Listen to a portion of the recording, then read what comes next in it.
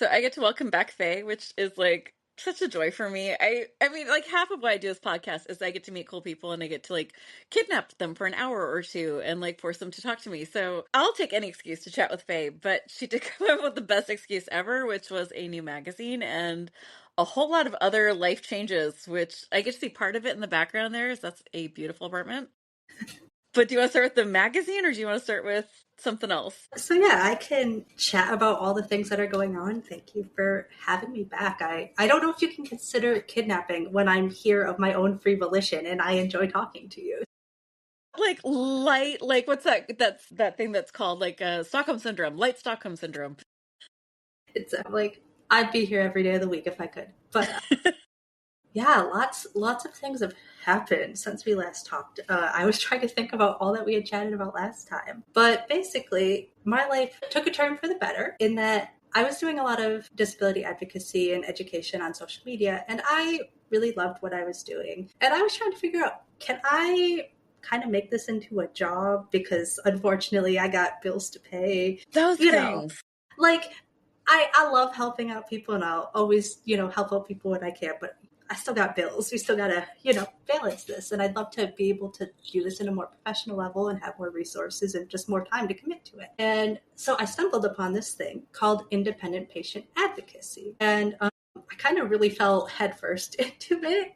And I've met some lovely people, some lovely mentors along the way who've helped teach me what patient advocacy is. Because if you've been in the chronic illness space, if you've ever been in the hospital, you might have interacted with like patient advocates before in a setting, and they're there to like help figure out what you need, give you support, connect you to community resources, and help you deal with hospital payments, insurance, that kind of thing. But where the independent part of patient advocates come in, sorry, I'm like I feel so like scatterbrained today. You're doing great. I literally like broke my legs apart to go get coffee. I'm supposed to be on bed rest and there's no coffee maker in my room. So this was like an act of pure optimism to get like the bean juice to make sure that I could actually have this conversation in some intelligent way. You're doing fantastic. Thank you. And if you have to take a break or, end it up early, it's okay because I get it. I'm just sitting here listening to you. Okay.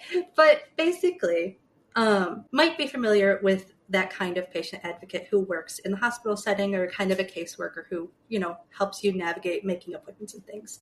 But where the independent part of patient advocacy comes in is that we as patient advocates are not associated with any kind of hospital or insurance company. So we are working solely for the person who hires us.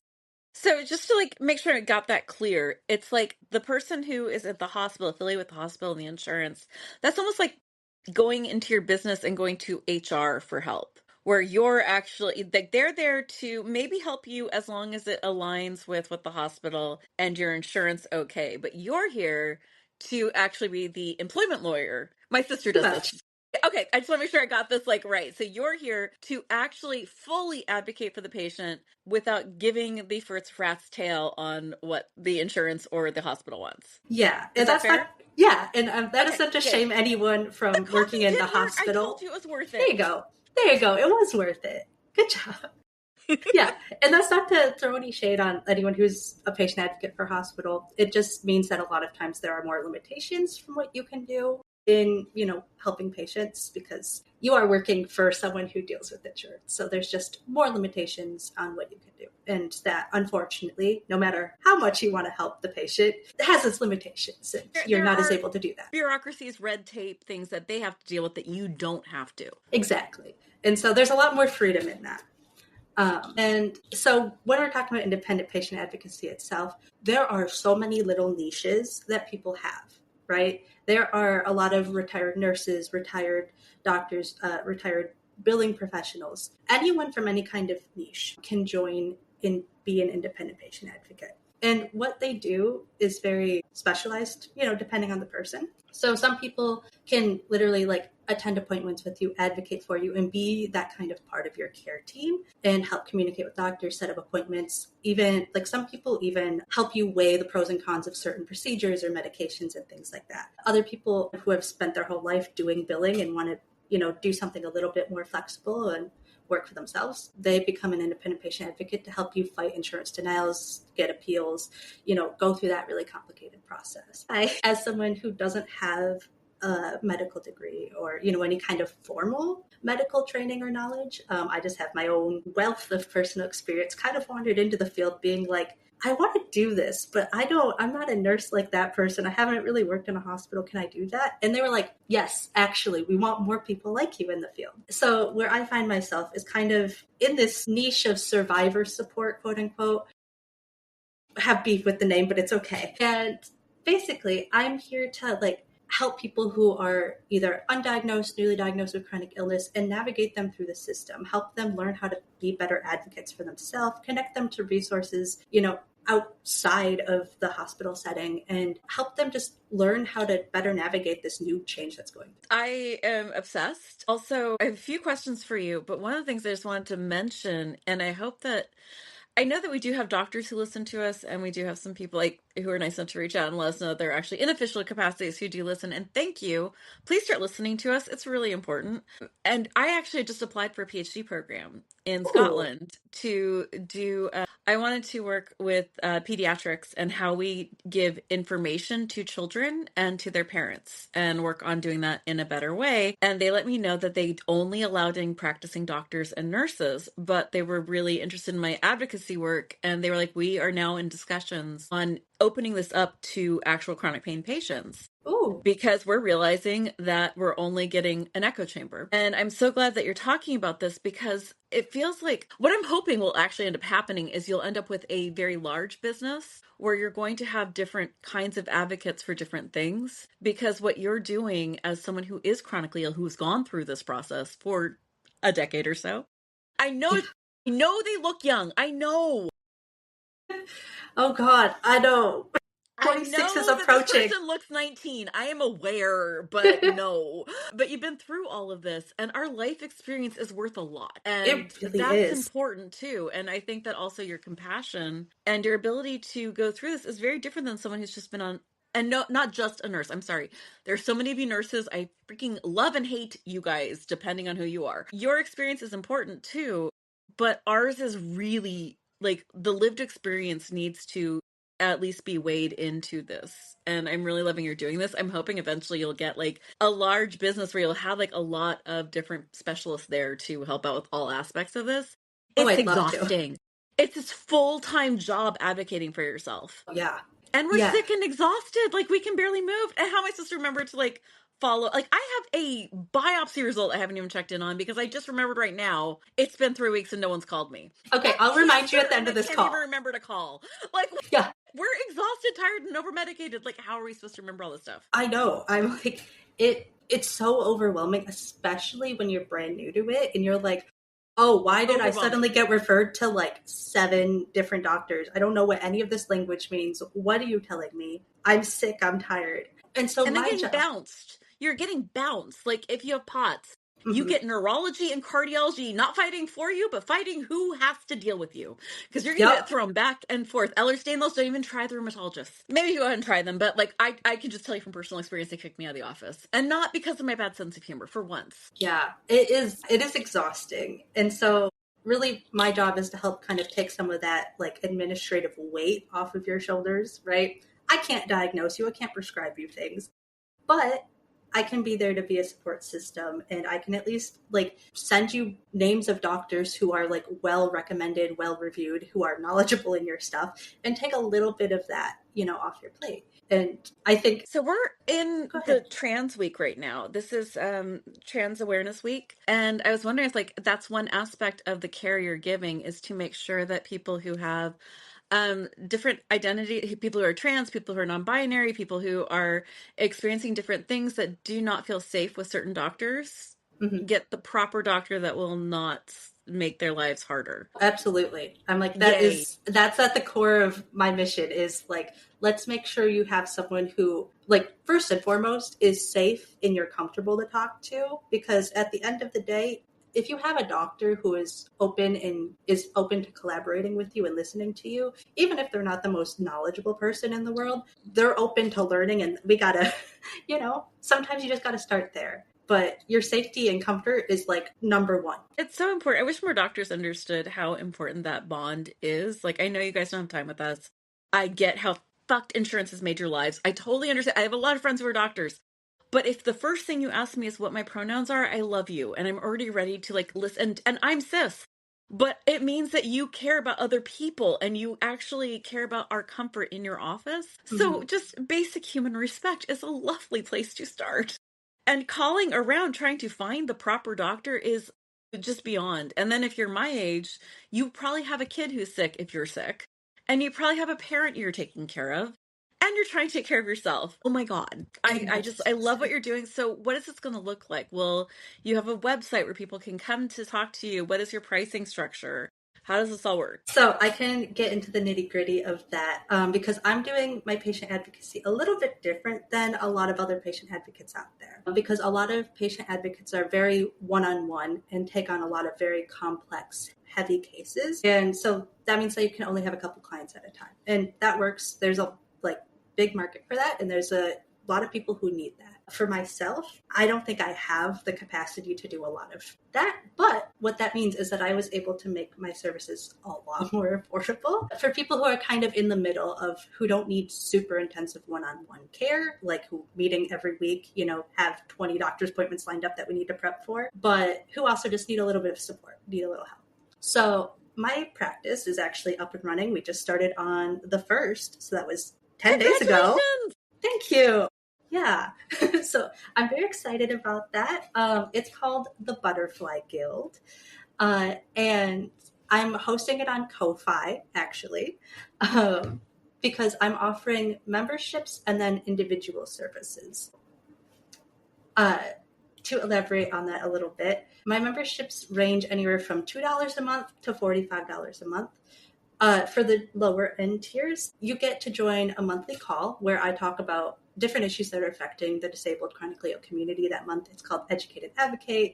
So that could be really anything from navigating family discussions around mobility aids, surviving the holidays with a chronic illness. This month's is actually going to be, I forgot the exact title of it, but it was like how to survive fascism, finding free or reduced healthcare, food, and other like miscellaneous housing resources and things like that. Well, there's nothing more important right now. That's the number one. Yeah, I was really excited to do the whole let's talk about surviving the holidays with chronic illness because, those are coming up. And then I was like, there's some more important things right now. So that call actually for this month, you don't have to sign up at all. You don't have to pay any money. All you have to do is go to my website and there is just a little join button, no money involved. So you'll get the link for that. And that call is on November 27th. So if you guys are interested. Well, I will definitely be there. If I am sitting up and cognizant, that sounds amazing. Thank you.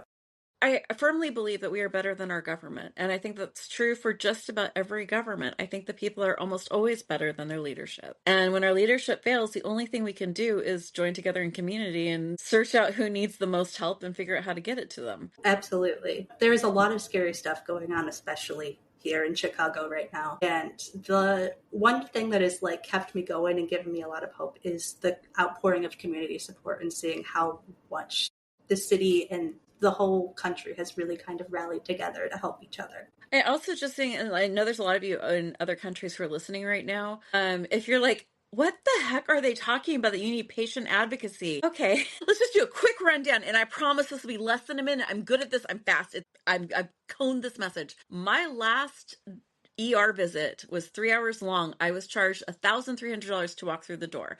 I was charged $900 per IV stick and $1,300 per banana bag, per magnesium bag. They charged me $18,000 for a CT scan. This ended up being an insanely almost $20,000 3 hours where I received no medication, just the CT scan and the banana bag. So when we're talking about this, and a $1,300 ambulance ride, that was less than a mile and nothing was done in the ambulance. So when we're talking about these costs, the reason I had to pay this without my insurance was because my insurance said, since it wasn't an appendicitis, since it was only an ovarian cyst and I didn't have an appendicitis, they were not going to cover that CT scan. The only way to have found out was to do the CT scan. So when Faye is talking about we need help to advocate for these things, this is what we're talking about. I was almost denied a biopsy for breast cancer when I have a family history because the guy said, you're just a woman. If you're going to be worried and nervous, I'll go ahead and do the biopsy. But, only if you're nervous and you're like my wife and you're going to be, yeah, that expression. That expression Yep. is why my husband tells me you are no longer able to talk to doctors until after the care is given, honey. Because I Yep. get snarky and bitchy. Like, literally, my son's birth, the doctor would not speak to me at all. Like, walked out of the room and just did not talk to me because I don't hold my tongue and it gets me in trouble, which is why I need an advocate. So we all need to be able to have advocates. And I'm guessing if you're in another country with socialized medicine, you probably need an advocate as well because NHS is not funded the way it needs to be funded. So you need people to be able to tell you, this is the kind of doctor you need. This is how you fight for it. And this is the language you use. And this is the tone you use, because we all know that stuff matters in getting what we need. Absolutely. I'm like, I in a perfect world, like I would love if this job didn't exist, but we'd have to be in a Right? much better spot for that. We need the end of capitalism for that one. Like, When's it coming? No. I don't know. Every time I think we get close, Schumer jumps in and is like, you know what we need to do? Remove our spines. That's probably the most medically sound thing we can do as like a Democratic Party, is to just take our spines out. Sorry, the morning's news really got me. I'm having a moment. It's okay. I've had like 12 mental breakdowns this week. We're not even halfway through, but it's okay. Yeah, no, we're living in a time. Countries, we are not okay in America. We are not okay. And none of us thought that the end times included emails and business lunches. None of us. True. At least like let me wear a cute outfit and go Where's the chicness of this? Like, I figured we'd at least have an aesthetic. Truly. I didn't realize I'd be doing all of like the apocalypse in my like comfort pajamas. Like, yeah. So you also started a magazine, is that right? Yes. So as part of the memberships that you can join in the Butterfly Guild, I started something called the Good News Gazette. And it was born out of this idea of like, I go to my mailbox and I get depressed because all that's there are like bills and stupid spammy credit cards that are like, sign up so you can put yourself in like 20K more debt. And I'm like, no, stop. This is making me so sad. I go to work. I get sad at the state of the world. Where's my little spark of joy, right? So I decided I would compile like all of these like positive news stories, good things that are happening in the world, in the community. These showcase artists that are, producing really cool work, like poets. They can put their poetry in this magazine. I want everyone to send in their pets so we can all vote on them as a guild and do pet of the month, just to like have a little physical piece of mail that you can look at, you can flip through. There's some little like activities in there, coloring pages, word searches too. So just something that's like really interactive, really fun to just like make you look forward to like one thing during your day. And the other cool part about this is if you're in the $15 or $45 tier, you get a physical copy of this, but you also get a physical art print or like sticker print from a commissioned artist every month. So who's also in the chronically ill disabled community. So you're also getting a little cute piece of art with that and supporting, a local artist. And I really love that. Also, this month's print was done by me just for logistical reasons. But I have some really talented, awesome artists on lineup for next month and the following month. So I'm very excited for that. And even if you aren't interested in signing up for a membership or getting a physical print in the mail, you can still read it virtually just by, again, joining for free. So, has there been anything that surprised you in the submissions? Have you been getting a lot of them? Yeah, I've been getting a couple of them for sure. Some people have shared their good news of the month. We have so many talented artists using mediums that I hadn't even like considered. Oh, what have you found? I love this. Oh, someone made this really beautiful quilt. Someone who was doing ceramics. Someone who did like a Mod Podge whale shark thing. It was big. So there's just like, I was expecting, I don't know, when I was putting it together originally, I was like, oh yeah, I'll just do some like, I'm sure we'll see some digital artists, we'll see some paintings, Well, I've been blown away. I've been like, oh my God, I need to expand my mind as to like what kind of art people are creating, because it's impressive and I'm excited. So we're talking about like good news, and I don't want to like drag it down. So I'm going to try to say this in an uplifting way, which is it amazes me how much like artists exist in our disability community and how incredibly talented and creative we all are. And then it exhausts me with we keep getting sold AI, generative AI, as like a hey for disability. And I just want to scream from the top of like every mountaintop because I'm an artist. I'm disabled. I dislocate by moving. I dislocate drawing. And what do I do every day for 3 to 5 hours? Draw. Mm-hmm. No AI. Like I'm so glad that you're showing off like real craftsmanship, real art. And everyone everywhere, we're all experiencing a lot of stuff. Joy is the revolution. Joy and creativity is the revolution. That's how we exist, how we win, how we remember what we're fighting for. So I'm so glad you're doing a magazine on this. I had a magazine like this planned for the last 5 years and I could never get it together. I am so grateful that you are doing it. Like it's gonna be amazing. Well, thank you. Yeah, and I would love to hear all of your ideas that you've been plotting for, a couple of years now, because we can definitely work together on this if you want. I have no proprietariness to me whatsoever. Zero. Like, if you like an idea I throw out there, run with it. Chances are I will never have the energy to do it. I'm good at ideas. I am crap at follow through. The fact that any of these episodes make it out is, you all should be impressed. Yeah, I am, because that's my win. yeah, I am impressed because I hate the whole editing, sitting down trying to figure any of it out. So I'm always kudos to Oh, you. you think editing happens? No editing happens. There's no editing. That's so None. fair. I gave up. Like, when all of our interns left, I was like, oh, so that's what these episodes are just going to be raw. Just You know, real. and that's okay. There is something really nice about the rawness, the realness of it all. For me, like a lot of what I didn't do in my life was because I didn't think I was pretty enough, old enough, young enough, thin enough, good enough, smart enough. You're not even close to my age, but I just want to tell you the joys of hitting the late 40s, early 50s. Your hormones change. Your ability to give a fuck, gone. Gone. You just instantly become swamp witch, and I love it. And like Well, I my can't ability wait. to, it is the most freeing thing. I am so furious at my hormones for holding me hostage for 30 years caring. Like, not caring about other people. I've always cared about other people. I will always care about other people, but caring what people think about me has like almost died entirely. And I love it so much because I don't want anyone to not put something out because it's not perfect or they're not perfect, because nothing ever is and no one is. So the only thing you can do is put out what you got. The only thing you can do is be as good as you are. That's it. Yeah, I'm like, I can't wait to reach that, because I feel like my You're going whole to love it. year of 25 has been really focused on just do the thing. Just do it, because this fear of perfection has been holding me back my whole life.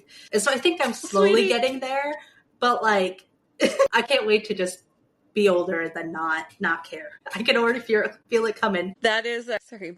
This is the joy of being disabled, is you get infantilicized at such an insane level that I am almost 50. I am like well into middle age, and I still have my mother calling me to make sure that I'm ready for my doctor's appointment. The best was like when I was at like a little baby shower for my cousin and I couldn't drive there. So I had to sit there and wait for my mom to come pick me up in front of all my cousins who are like huge professionals. And they're like, oh, so what are you doing with your life? I'm like, I have a cute puppy. Yeah. I'm looking at going back to school. Apparently, I am 10 is what is happening. Yeah, that is such an unfortunate reality. But like, I should be more normalized of just, you know what? You can't do work, traditional work, but like, you have such a cool and amazing life regardless. You do like fun hobbies, you host this podcast, you have a dog. Like, I have 2 kids. exactly. It's an interesting thing when you become disabled, and I wish we could look at it a little harder with clear eyes on universal income. And Ireland has just done this for their artists, where they're giving a universal income for artists, saying this is important. And that's the thing about capitalism, is we show what's important through our money.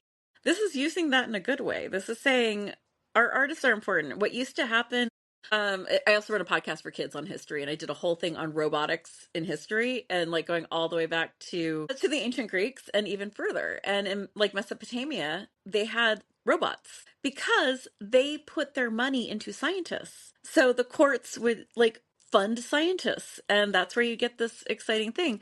So when we like do universal income for things, it allows people to be more creative, more kind, more community minded. So you are able to run a magazine, to not that you're getting universal income, but you are able to Wouldn't that be nice? I Right there with you. wish. Yeah. But I do in the form of disability. I get disability and I am insanely lucky. And this is just luck. This is not skill. This is fucking luck. That I have a husband who is a job that's stable and my disability income usually goes to a lot of volunteer stuff and my doctor's appointments. That's pretty much what it covers. Is doctor's appointments, groceries, and we all seem in the disability community to donate the same $20 back and forth. Yep. And yeah, and that money allows me to host the website. I pay to do this podcast. I don't get money for it. I won't advertise on it. So I pay to do this. There are days I wonder what the fuck is wrong with me. But I do. And it builds meaning in my life. And I get to hear from some of you who are kind enough to say that this is helpful to you. And I cannot wait to see what you're going to do with this magazine and how many people, because think about it, like how many people don't get their work out there? I know that we have things like Instagram and TikTok, but it's really hard to get any, like, I can get 100,000 views from like just responding to someone. I can't even get 100 views on my art. Like it's so hard. So when It you actually really see your is. work in print, I mean, that's such a gift you're giving to artists. Yeah, I'm like I grew up being very creative and I still have a lot of, creative, I don't know, outlets and things, but all of the people in my life are just in some way, shape, or form. And I'm like, I can't promise that me printing your work in this magazine is gonna, suddenly change your life and get you 1,000 billion views. But I don't know. I think all of us just need to lift each other up a little bit and just support one another because, like, art is so important. Our world would be so boring without music or art hanging on our walls or like the fun, like, it would be so boring. What was the first thing that happened in the pandemic? What did we all need more than anything? We needed music, we needed games, we needed movies, we needed shows. The first thing that we did as a society was to draw on walls. Like I Mm-hmm. do not know why we don't understand how important this all is. It's the first thing we did. For sure. I wish we as a society valued it more. And I wish we could go back to the Renaissance times when everyone would be like, okay, I'll be a patron. I'll give you money so you can just build a mural on the side of this building or whatever, like paint some cool stuff. Bring that back. Yeah, can I live in a castle and y'all pay me to just paint? That would be great. I'd be in. That would be fine. I'll write a book. Exactly. Billionaires. I've got the best idea for you. Except the billionaires we have hate themselves. They fucking hate themselves. And they hate themselves because they're not creative and they're not funny. So we have Elon Musk ready to burn down the entire fucking world because he can't make a joke. We have Zuck and all the other ones. Oh, who's the guy's doing ChatGPT? Altman. So I used to work in Silicon Valley, so like all this stuff is just so near and dear to like tearing my heart out. Like all these guys are like one, and same with Musk. They all want to be creative and artistic, and they're so mad they're not. That like Musk was like fighting with an artist because he wouldn't give him credit and told him like just be happy it's even out there. And it's like he's like, I could just do it on AI. It's like this is literally why they're doing generative AI is because they can't. They are not willing to take the time to learn. They're not willing to the journey has no interest to them and there's no real art without the journey. That's why Yeah. AI is soulless. It has no journey behind it. Yeah. Sorry, that was my No, rant for the day. it's okay. I mean, agreed. I've had this fight about generative AI so many times and I feel exhausted, but I feel like it's so worth the fight because it's not just about the art, it's about the environmental impact. And it's so frustrating to watch all that. And then I got to watch Guillermo del Toro's Frankenstein, where everything was handcrafted. And like this is why it's important. Soul, heart, Truly, journey. you can tell. It's so easy to tell like what is AI generated. I mean, to be fair, things are getting very complex, but like you can always tell when there isn't humanity in Mm-hmm. there. It's usually a vibe for me. I'm like at 98% at this point. Like even with the Sora, the new generation of AI video where they're like, you can't even tell. I'm like, I can. You don't have to have six fingers for me to tell. Like there's just and it you can even line the shadows up right. But there's always something that just hits wrong. It's uncanny valley. Like we are so primed as humans to go, no, no, no. Don't like that. No, thank you. I No, hate did it. you read Invisible? No, The Midnight Library. I think I have. I would love to make everyone read this book. Like it's what you were talking about like getting that like 100,000 views, like changing your life with like getting everyone interested. I wish I could get everyone to read The Midnight Library because it's someone who's like, I made my mom read it, and I hate recommending anything to her because she's very judgmental if I'm wrong, and I will hear about it for years. So it always has to be like at a high level. Mm-hmm. I think she's read this book 3 times now. Well, there you go. High I praise. read it in a day. Like, I could not put it down, but it's someone who actually gets to experience all the lives. And it's someone who has all these different talents and things she could be good at. And at this one point, this one inflection in her life, she gets to experience all of them, from being incredibly famous on social media to a very quiet and still life, and just getting to experiences and what that would mean, or whether it was what it was supposed to be, and all those like terrors that I think a lot of us artists feel of, like, are we reaching our potential? Are like, should I fight harder for this? Shouldn't I do more for this? And it was I think just as a disabled person, it hit me even harder than like even my mom, who's like annoyingly healthy. I hope it continues forever. But my God, it's a lot to like look at someone who's that beautiful, that healthy, that smart. And I'm like, really? Could you have given me some genetics? Any would have been Any great. of Thank them. you. Right. So stingy with those genetics. And when you don't get to cast a shadow, you don't get to be out in the world. And like just finding out that the ripples in your life as you just live it are the point. That's beautiful. I will definitely Yeah. go check out this book. Please go read that book. Like I'm like forcing it on everyone. I feel a little guilty for forcing it on everyone, but it changed how I felt about things and about how I felt about what I'm trying to accomplish and why. For And like, sure. I just think it goes right along with what you're trying to do with your advocacy. Now he talks. I'm going to guarantee you that's my mom. I think it goes right along with your advocacy work and this magazine and what you're creating, because these are the ripples that you're putting out there. And I don't think that any of us get to fully understand what those ripples will do. You don't know what this is going to do for someone who gets their work published and sees it out there. You don't know how someone's going to react when they read that story or that poem from someone that hits them right. Like, you're facilitating something that's beautiful and important and building. Well, thank you. I appreciate it. I really want this to be a thing of community because I realized I had talked to a couple people before when I was doing advocacy work, potential clients and everything. And the number one thing everyone wanted was community, was to be connected to people like them. And I went, well, yeah.